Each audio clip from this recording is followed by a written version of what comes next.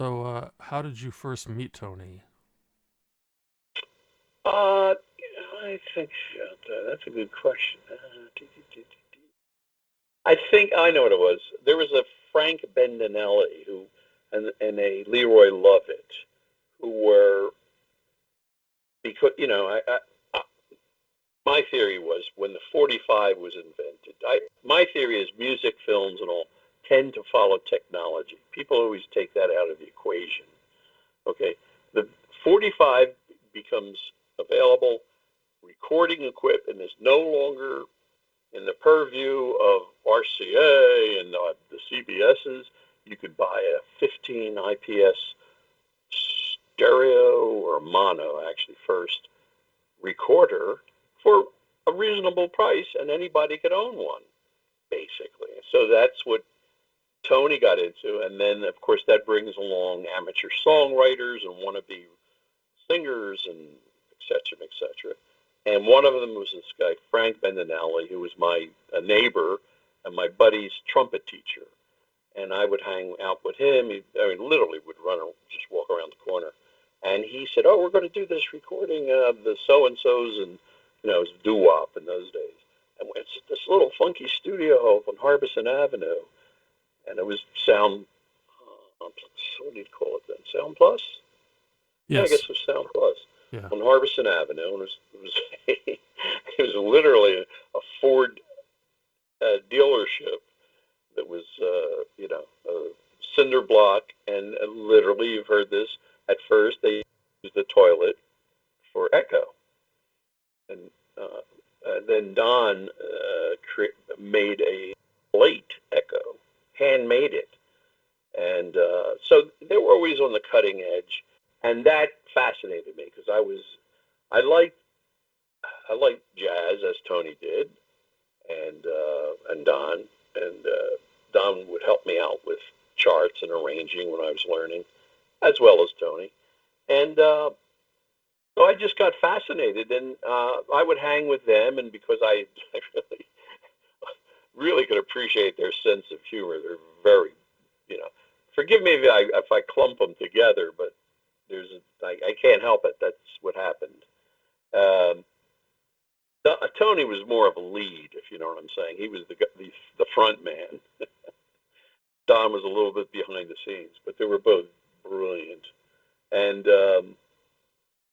so they would crack jokes and things like that, and I would just laugh. So and I could read music and play funky rock and roll guitar, which in other words, I was the new kind of kid on the block playing, so I could play guitar and read charts where I didn't have to stumble all over like somebody who couldn't.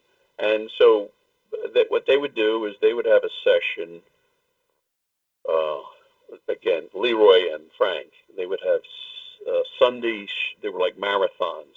We'd get there, say at noon, and we'd do maybe three or four groups in a row, and we'd get like $20 a day to play. But they were so much fun at Tony's studio, and once in a while Tony would write a chart, and of course he was always cracking comments with that droll, delivery he had, and so that's how I got to meet him that way through Frank and Leroy Lovett. Leroy Lovett wrote, I think for Al Hibbler, "When the Lights Go Down Low." He was one of their writers on that, and he later became one of the VP publishers for Motown. Did you have any specific examples of Tony's sense of humor? Oh yeah, yeah, sure. Oh yeah, many, many. Well, in fact, I just used one the other day. It might have been Don's. Again, forgive me for mixing them up, but a friend of mine, and you would appreciate this. We were talking about a crazy friend of mine out in L.A. was saying he just wrote a piece, he embellished John Cage's 9.5 minutes of silence, I think it is, Sure. and he said he's writing it, he's transcribing it for orchestra, and and of course that's funny because it's silence. That's the humor. Well, Don or Tony, many years ago, he said to me, we were talking about copyright, and Tony said, "Yeah, um, me and John, we just copyrighted the quarter note rest. So when there isn't music, we get paid." It's very fun. I've used that line forever. And then Tony wrote. He would write. Well, there's another musical one. Uh, he wrote something like this. Here, I'll sing it roughly, but he was and he his deliver deliverally Jesus delivery was very sort of almost reminded me of was it Boing Boing, that character, the Huh.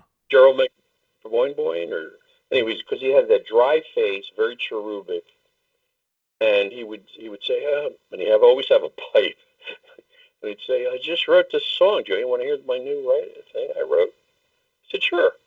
And he'd sit down, deadpan, and he'd say, he went something like this. Doonga doonga doonga doonga doonga doonga doonga. And I guess you'd start singing, "I have the diminished blues, diminished chords, diminished blues," And I don't have the dominant seventh blues, do do do do do do do do do do do. And I don't have the minor blues, do do do do do do do do. Yeah, and I don't have the augmented blues. And he would sing an augmented tritone scale. Here is what I have to do. I have the whole tone blues, the whole tone blues. That's what it was. That's great. Yeah.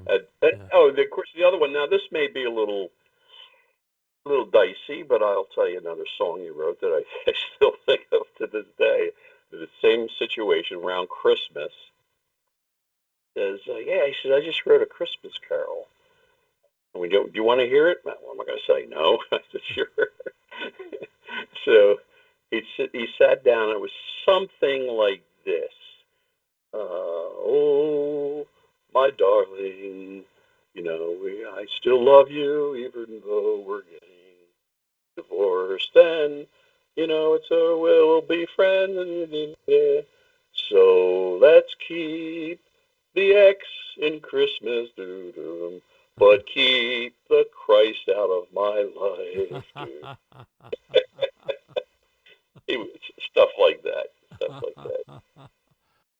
And then I would. There was another young dude hanging around, Mike Rose, who was a good guitar player, and so he and I became buddies, and we would do goofy things. Like one week, because we were all buddies. So Tony, if I wanted to record something, I'd just say, "Hey Tony, I want to do it." He'd say, "Sure, do it." They didn't care. So we did the Frankfurt Avenue Jug Band, which I might have a recording around or so. But Tony didn't have too much of that, but he would encourage us to be nuts, which is great. So how did the Electric Tommy album come about? Well, because Tony, got into the early Moog stuff. Don too. They got into they actually bought Moog, one of the first Moogs, or it might have been another piece. ARP. There was an ARP, and in those days you literally patched stuff. You'd have to patch your low frequency oscillator into the other oscillator to sine wave, patch it in. That's where the word patch comes from. And so they were, and Tony would mess around. I think he was doing stuff for the football with that too. Um, and by that time I had sort of, taken off, going to New York. I had my hit with Sonny, and maybe, no, I didn't do Mandy yet. It was Sonny. So I was sort of getting known. I was starting to get popular as an arranger, and I get on the scene. So, and I started working with people, and there was a guy by the name of Wes Farrell, who was a big time producer in New York City, and married Tina Sinatra, I believe. Yeah, the youngest Sinatra. And he was a rich kid, but a nice, really nice guy. He would say, "Hey Joe, you got any?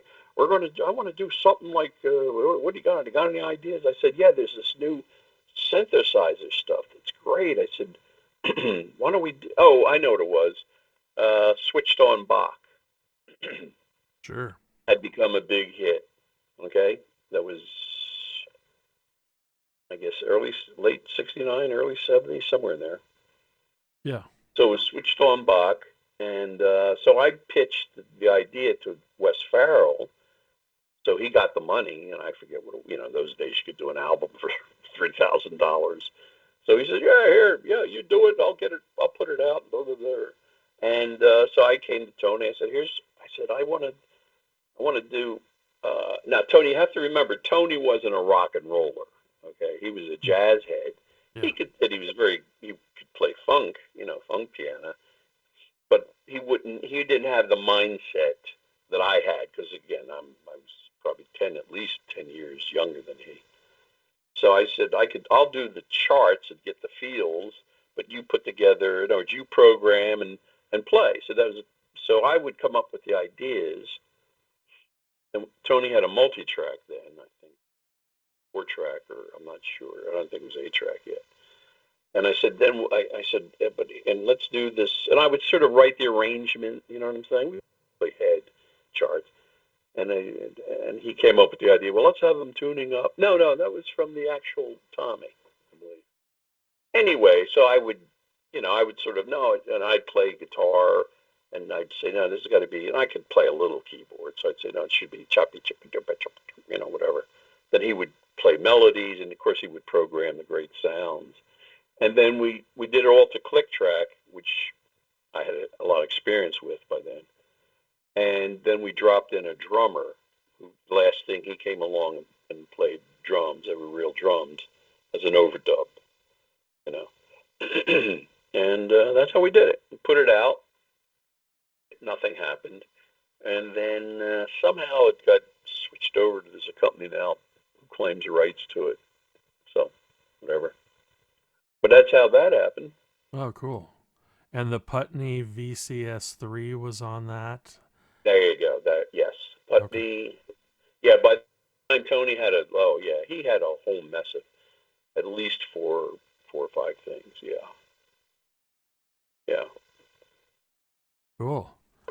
yeah. What about the history of that studio? So there was Sigma Sound and then Sound Plus, and I was wondering Yes, how that yeah. worked. Well, that's very interesting.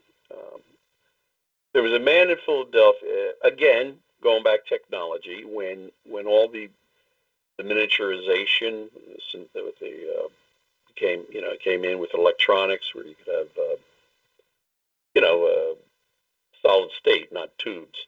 That was a big breakthrough, so that you could when I say, I mean, the average person who with a little bit of knowledge could have a studio. You could buy modules, you could buy Ampex tape decks for, they were not cheap, but again, you didn't have to be RCA or Columbia or Capital. So this one guy, his name was Emil Corson, and this is my thoughts. I think Emil somehow ran into with the guy, Rudy Van Gelder. I can't prove it, but I know it happened. Okay, and so Emil started a studio that he called Reco Art, 12th and Market. Excuse me, 12th and Arch, thereabout, Cherry, I think. And he just rented the top floor. It was a two-story building. And he built this really good studio. I mean, he had some knowledge. That's why I say he must have studied or known somebody. I mean, he knew the specs, how to float the walls, everything. He had I'll tell you a funny story about the echo chamber. He literally built an echo chamber. I'm going to say it was 80 feet by 30 feet, but the secret is it went, maybe a 20-foot ceiling. And it was all the way you used to do in those days. You would have it plastered and then smoothly plastered and then shellacked. and then you would put in, there was no need for stereo at the time, but you put in one big speaker, and on the other side you put a mic. And then when you would feed a signal into that speaker, the mic was the return, so you'd bring back the echo. And that's how it first started. That, the reason I bring this up, when what happened was Emil had a very bad situation.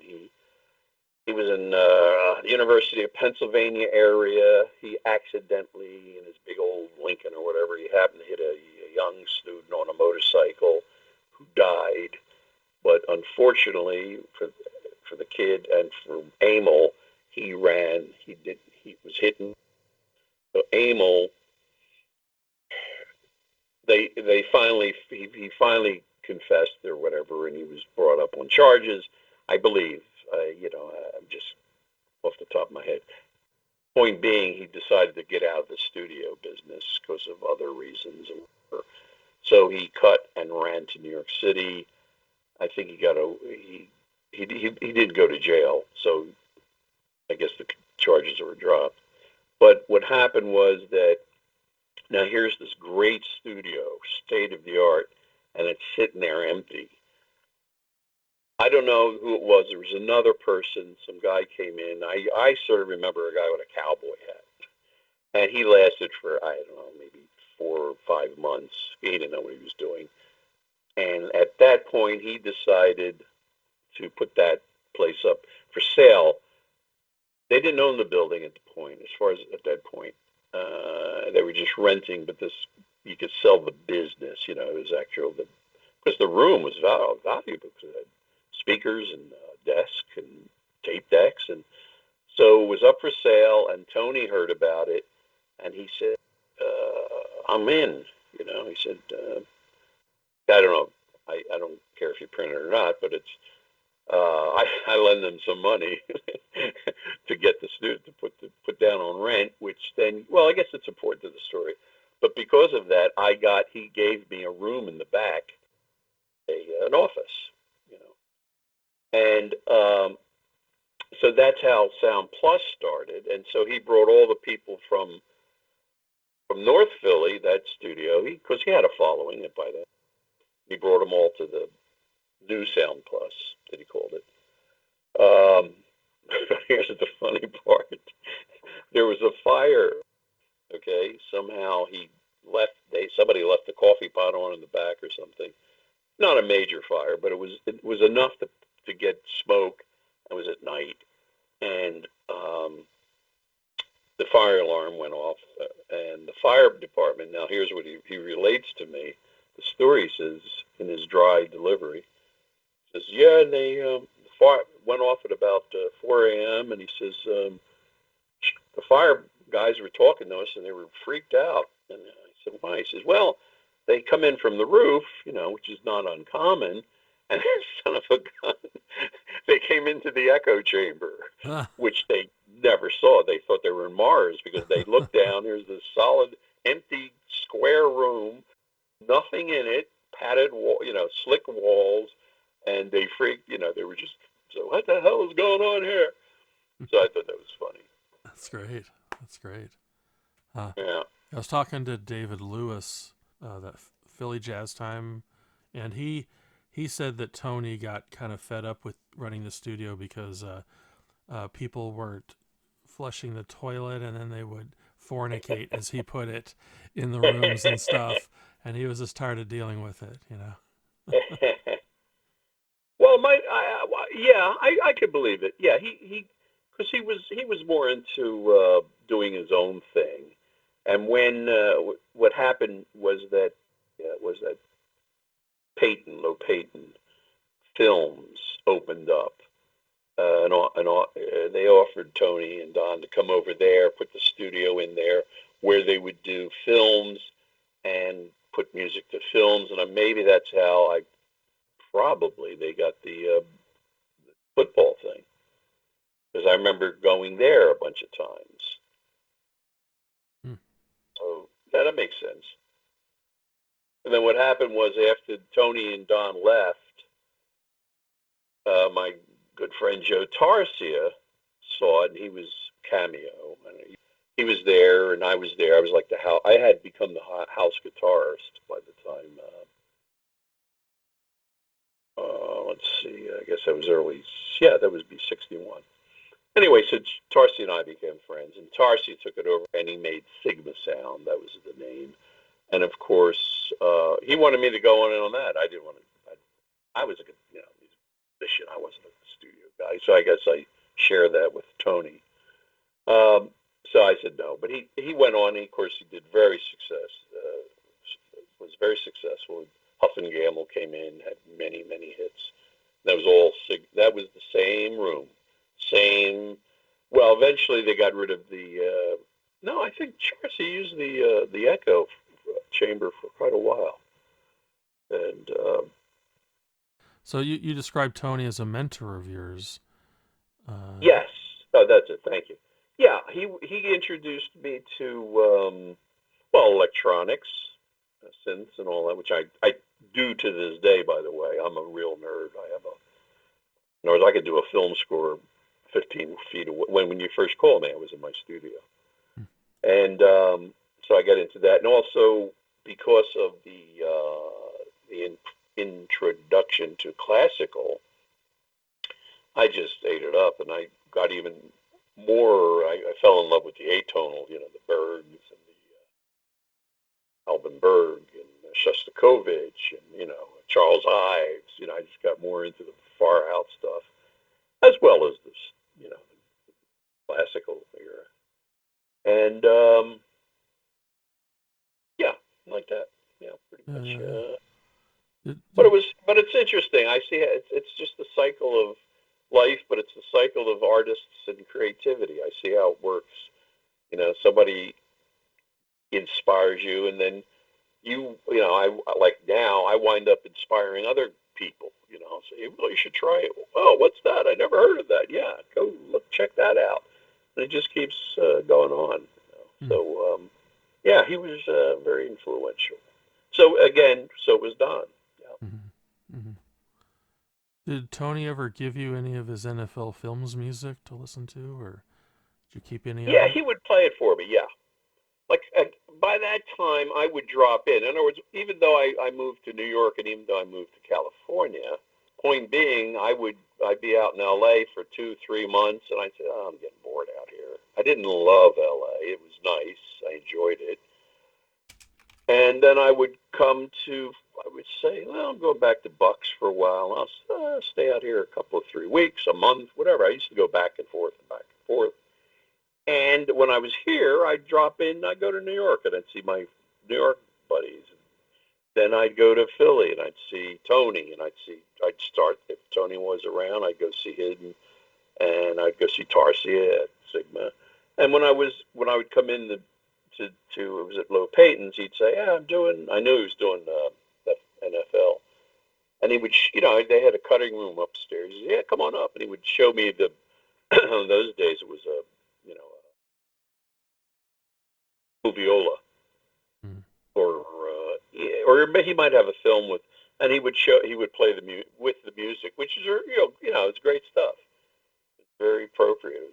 It had that high, driving, and a very optimistic, very forward thinking, always moving along, moving along.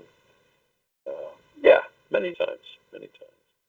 He sort of got real busy with that and popular and successful with that, as I was doing in films back in L.A. Mm-hmm. It's sort of co paralleled. Because I remember I would come in and he'd say, "Oh, I'm doing this big session," and he would tell me about it, and I'd say, "Yeah, me too. Goodbye." Yeah. Well, he what he did was he hit. Now that we're talking about, I'm seeing it. He was leading. Today everybody uses synths, but then he was on the cutting edge, and he also knew orchestrations. And here's one for you. Now I would show up. So, once I would show if I was here at home in Philly, I might show up there at just because I could always just walk in. I was like one of the guys. I didn't have to have an appointment. And Tony was that way too. Just show up, go to lunch, or he, I'd sit in the back. I wouldn't make any. commotion. I listened to who was recording. So I show up one day, and it was like maybe 12ish, noonish, and there's all people out it's on 12th Street when he was downtown, and there's all these people, musicians, and I knew a few of them, and they're out front, and there's a hubbub, and I walked up to this guy, I know the main composer, and I said, what's going on? He says, Tony, we got a session here at, we'll say noon. He says, it's 12 o'clock. He's not here. I said, well, that's Tony. Tony was what would you call a what term would you use for that?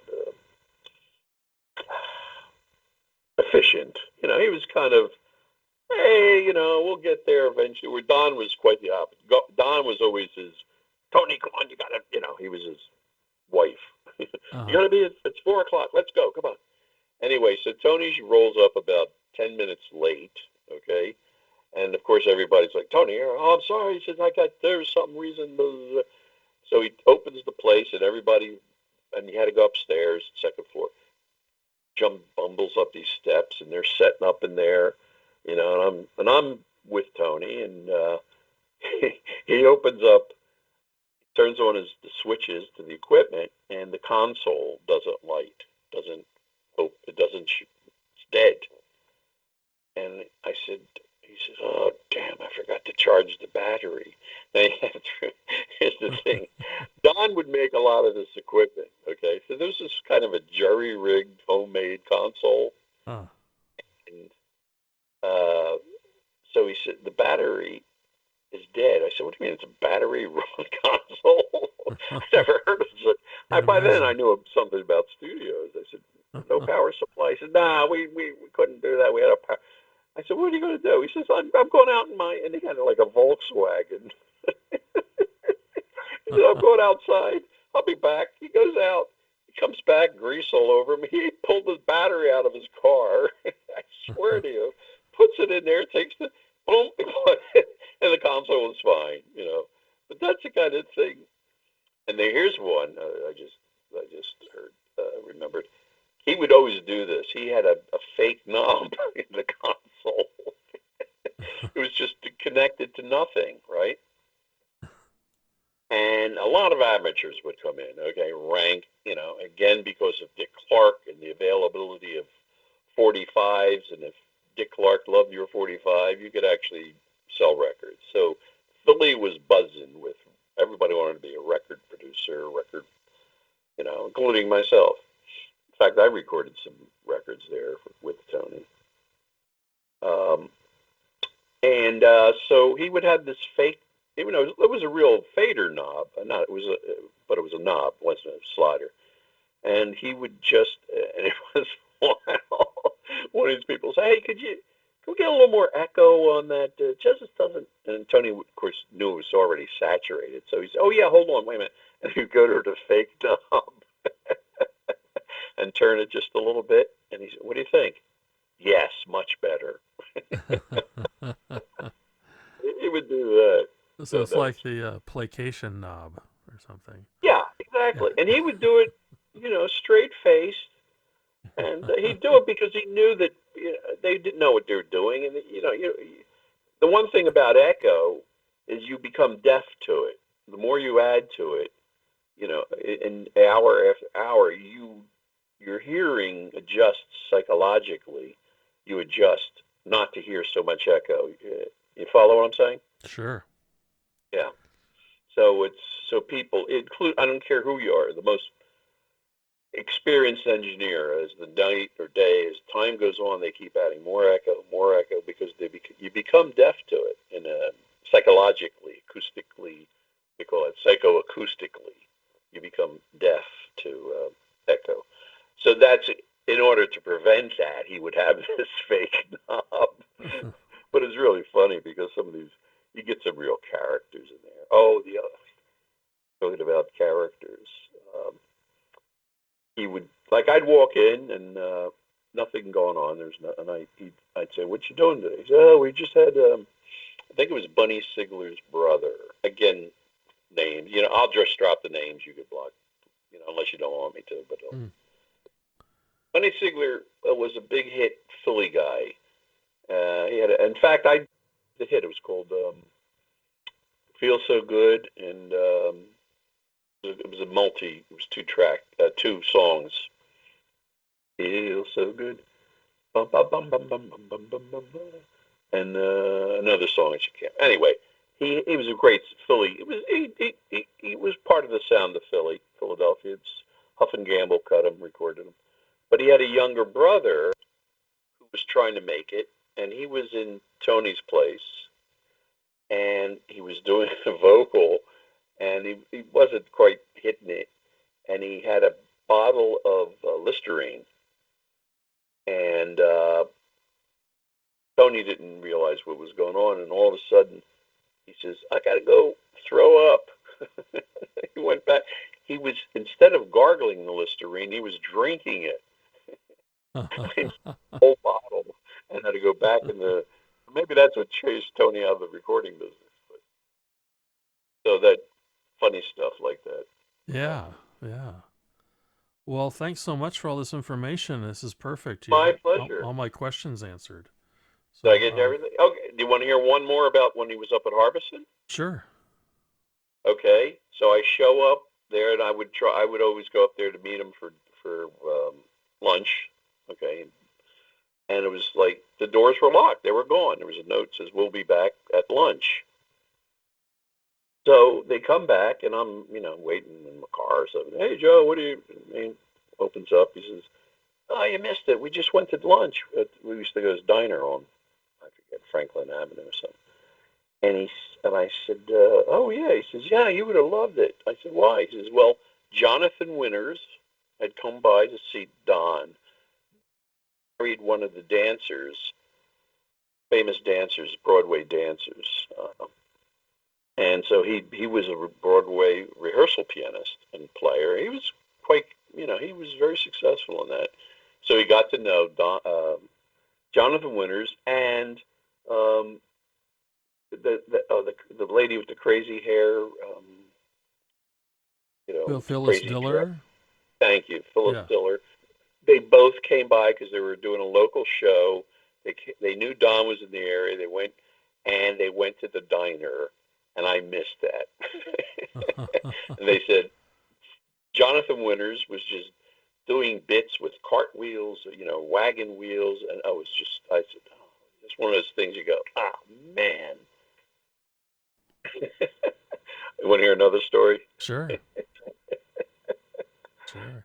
He told me about, before I met him, he had cut an album, a piano album, as he is a player, and I think he had some of the local bass players and good jazz players would come. He knew them all, by the way, and he would play. He'd have like a mic stand with a crossbar. He would put his hand on that, so he didn't have to support his shoulder, but and he could sort of, it was like a gimbal, so he could play, and it would move up and down the piano.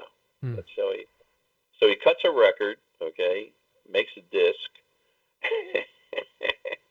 and a lacquer disc, and he goes to, and I've done this, he walks the streets of Broadway, all the record companies, with his master in his hand, and he gets to Vanguard. Pretty sure it's Vanguard Records or somebody like that somebody in the Brill building, right? Mm-hmm. and the story with a deadpan face says, and I open the door, and there's a glass window, like a cashier window with a little cut so you can talk through it, security window, and behind it's the secretary, and he says, "I'm Tony Lewis, and I just finished this jazz album, and I'd like to see if you record company be interested." She says, "Well, we're very busy, but here, pass it, give it to me, pass it under here, and then I'll take it in. I think Mr. XYZ is, and he'll listen to it. He's pretty free right now, so just give me a minute."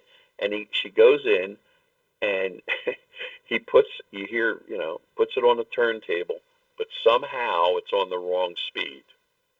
Now Tony, of course, the consummate artist, is now he says he's now it's a sight gag. You have to see him. He's bending over, you know, Jerry McBoing Boing into the window, going, excuse me," and of course they don't hear him, because they're playing this thing at the wrong speed. No, no, you got to turn it down. It's the wrong speed, and nothing's, and they hear it stop. Somebody here pick it up, and she comes out and she says, "Nah, he didn't care for it." Oh God. That's Oh man. typical Tony, funny Wow. line. That'd be torture. Torture to Yeah, hear.